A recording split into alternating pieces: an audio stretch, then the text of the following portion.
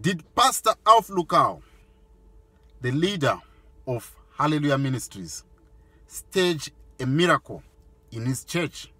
This is the key question in everyone's mind. So I want to delve into it. So Pastor Alph Lukau is the pastor of Alleluia Ministries, which is based in Sandton. So what I did is I looked at two sides of the story as much as I could.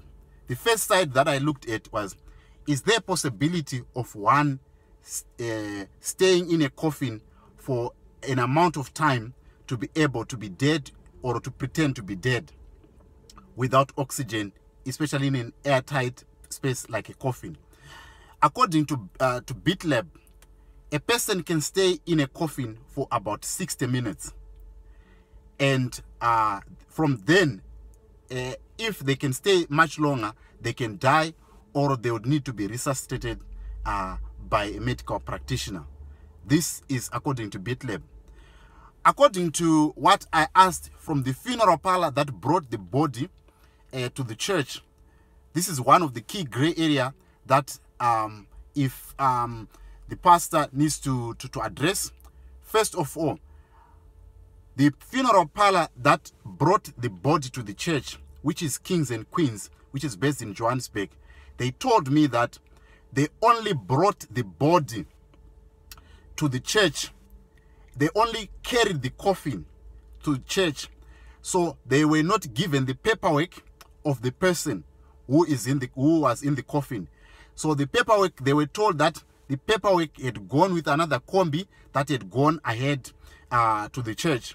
So they picked up the body from Linden to Sandton, where the church is and where the miracle was supposedly performed. So this is the key question that everyone is asking. Was the miracle staged? The possibilities are there, because from what I've told you, that it is possible for a man to stay in a coffin for at least 60 minutes. And the distance from Linden to Sandton, it's around 15 to 20 minutes with, when there is no traffic. So is there a possibility? There is a possibility. So was this miracle staged? There is another gray area. The other gray area which is there is, if the person was picked from another funeral parlor, because from what I heard is the person was picked from the home. He was not picked from another funeral parlor. He was picked from the home. And what we know is, if the person has been declared dead, for them to be transported, they have to be transported in a funeral parlor car. So what I do not know from at this stage is, who brought the person home? Was this funeral arrangements for the person to be repatriated home? Because I'm told the person is from Zimbabwe. So this is the other gray area that needs to be addressed. Was the person dead when they were in that home? That is the key question. So I don't know, because I'm still going on with the story. And on the next episode, I'm going to address the spiritual part. Was this a spiritual? I'm going to address the spiritual part of the story. What are the spiritual part? Okay, so on the next episode, I'm going to address on the spiritual part of the story.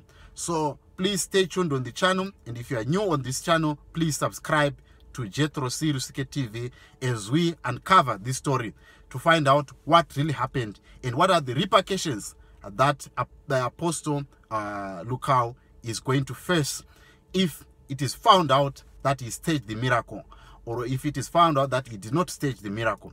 So these are the key questions that we need to have answers.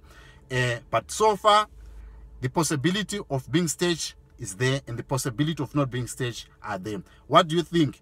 Tell me on the comment section, and I'll give you another analysis once I've got another batch of information. Thank you so much for watching.